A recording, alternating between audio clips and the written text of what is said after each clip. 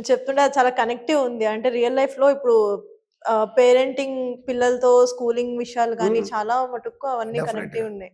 అది. So coming to IAS civils now ఒక fresher student ఎవరైతే వస్తున్నారో వాళ్ళకి మీరు ఇస్తున్న సజెషన్ ఏంటి?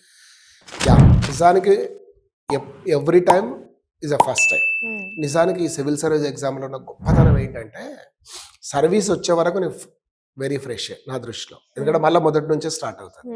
సరే ఎంతో కొంత చదివి ఉంటాడు అనుకున్నా, ఇప్పుడే డిగ్రీ అయిపోయి వచ్చే పిల్లలు లేదా ఒక 2 years బ్యాక్ నుంచి కూడా డిగ్రీ అయిపోయి జాబ్ చేసి వచ్చే వాళ్ళు కొందరు ఉంటారు. వీళ్ళందరూ కూడా మనం ఫ్రెష్ క్యాండిడేట్గా అనుకుంటాం. ఈ ఫ్రెషర్స్కి అందరికి నేను చెప్పేది ఏంటంటే మీరు నిజంగా దీన్ని చదవాలనే ఉద్దేశం ఉంటేనే రండి.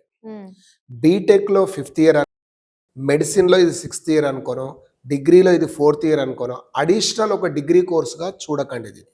ఇది కంప్లీట్ డిఫరెంట్ ఎగ్జామ్. వరల్డ్లో ద ఈజియెస్ట్ ఎగ్జామ్ ఏదైనా ఉందంటే అది సివిల్ సర్వీసే. వరల్డ్లో మోస్ట్ టఫెస్ట్ ఎగ్జామ్ ఏదైనా ఉందంటే కూడా అది సివిల్ సర్వీస్. నీకు అర్థమవుతే ఒకలాగా ఉంటుంది, కాకపోతే మరోలాగా ఉంటుంది. ఎందుకు ఇది ఈజియెస్ట్ అని నేను చెప్తున్నాను అని అంటే మీరు చదవాల్సిన పుస్తకాలు చాలా మినిమం, కానీ దౌర్భాగ్యానికి ఏంటంటే మ్యాక్సిమం చదువుతున్నారు కాబట్టి ఫెయిల్ అవుతారు. It is not a knowledge test based exam. Simply it is a basic knowledge and high common sense exam.